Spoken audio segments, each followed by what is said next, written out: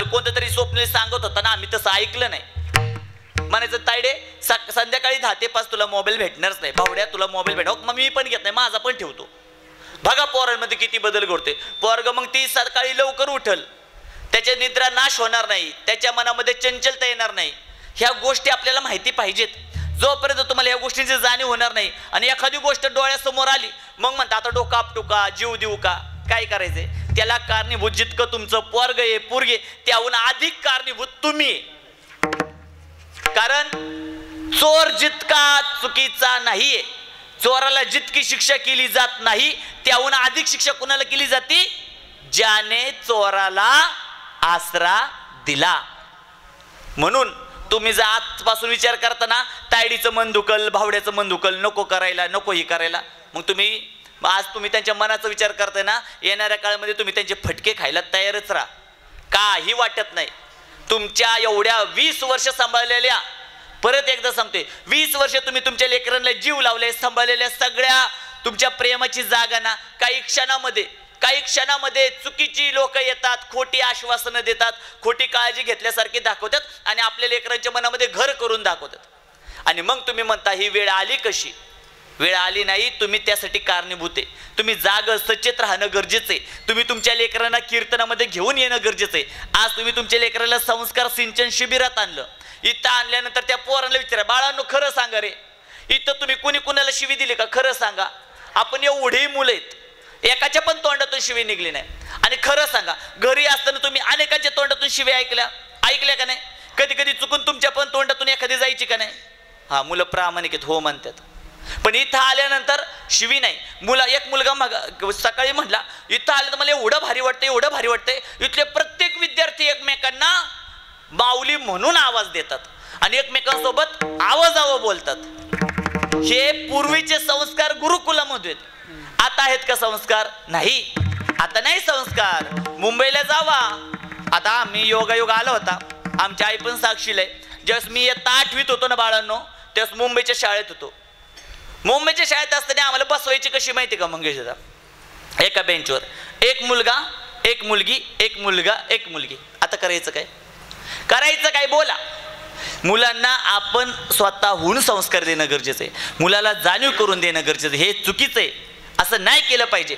आपल्या मुखातून कधीच कुणाबद्दल अपशब्द नाही निघला पाहिजे. तुमची वाणी खर्च झाली, वाणी वाया गेली, वाणी जर अपवित्र झाली तर देवाच्या दरबारात तुम्हाला काहीच स्थान नाही. ज्या वाणीतून देवाचं नाव घ्यायचंय ना, त्या वाणीतून तुम्ही 10 शिव्या देताय. देव म्हणतो, ए बाबा माझं नाव नको घेऊ. हे कुणी रे ह्याला असली परिस्थिती निर्माण केली, ह्याला तसल्या संस्कार शिबिरात लावू नका बरं का. ह्यो शिव्या देतोय, सर्रास शिव्या देतोय, माझं नाव घेतोय. मला नाही आवडत असल्या मुखातून नाव. कोण म्हणतो? देव म्हणतो. म्हणून जितकं शक्य होईल तेवढं लेकरांना, तो जर आरोत्र बोलला तरी तुम्ही त्याला खटका, मोठ्याशी कसं बोलायचं सांगा. आणि कुणाच्याच बद्दल लेकराच्या मनामध्ये वैमनस्य निर्माण करू नका, द्वेष निर्माण करू नका. ही पालकांनी सांभाळणं गरजेचं आहे. आज म्हणताल महाराजले, हा तुम्हाला आरसा आहे. कारण की आम्ही जेवढा महाराष्ट्रात मी शाळेत फिरतो ना, ह्या काही गोष्टी आहेत की ज्यामध्ये पालक कमी पडतात. मुलांच्या हृदयामध्ये तुम्ही आधीच संकुचितपणा भरता. त्याच्याबरोबर बोलायचं नाही बरं का, त्याच्या घरी जायचं नाही बरं का, त्याने असं वागला, त्याने खूप वर्षापूर्वी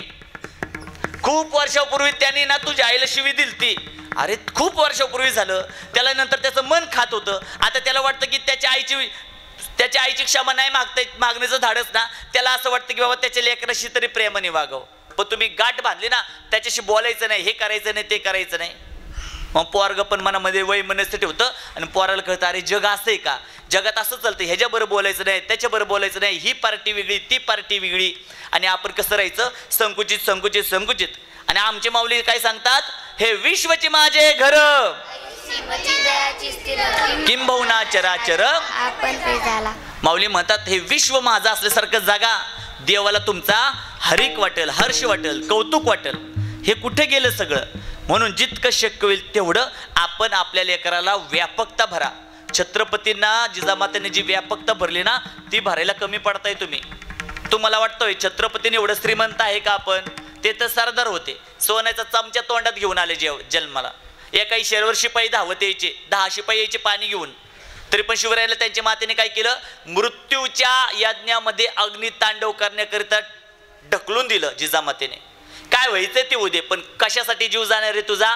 कशासाठी जाणार आहे? रयतेचं स्वराज्य उभं करताना, रंजलेल्या गांजलेल्यांचं रक्षण करताना तुझा जीव गेला ना, मी आनंदी मानेल की मला माझा असं पोरग जन्माला आलं की रयतेच्या रक्षणासाठी त्याचा जीवाचा अंत झालाय. आज पण तेच चाललंय का नाही? आज आपल्या भारतावर किती अमानुष हल्ला झाला. 28 लेकरांचा निर्दयी गोळ्या झाडून त्या पाकड्यांनी तिथं खून केला.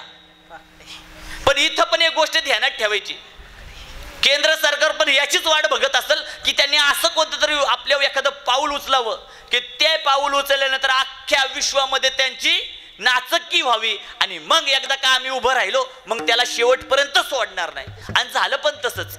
तुम्हाला काय वाटतं, अभिमन्यू महाभारतात मरणार होता हे कृष्णाला माहिती नव्हतं का?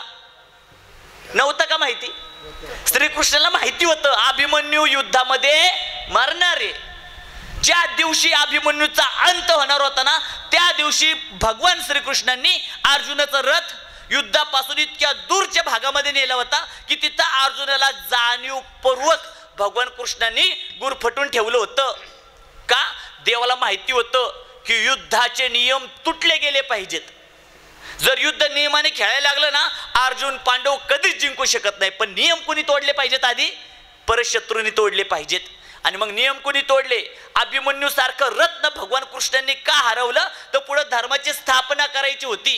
त्या 27 आपल्या 28 ज्या पर्यटकांचा जीव गेला तिथपर्यंत सरकार सगळं शांत का राहिलं? त्यांना तो हिसका दाखवायचा होता. का? जगाला आरसा दाखवला. आता जग त्यांच्या बाजूने का उभं राहत नाही? यांच्या 28 निशस्त्र असणाऱ्या त्या पर्यटकांचा या पाकड्यांनी जीव घेतलाय ना, यांना पूर्ण अधिकार आहे त्यांना धडा शिकवण्याचा. आणि आज काय अवस्था आहे? 100 किलोमीटर आतमध्ये घुसून त्या पाकड्यांची राजधानी असणाऱ्या इस्लामाबाद मध्ये पण धुमाकूळ घातलाय, आपल्या एअर स्ट्राईक केली. ही साधी सुधी गोष्ट नाहीये. आणि त्यासाठी काय लागतं माहितीये का? त्यासाठी ना धाडस लागतं. धाडस लागतं. तुम्ही ना तो जो कम्फर्ट झोन आहे ना, आपला कम्फर्ट झोन, त्यातून बाहेर निघलं पाहिजे.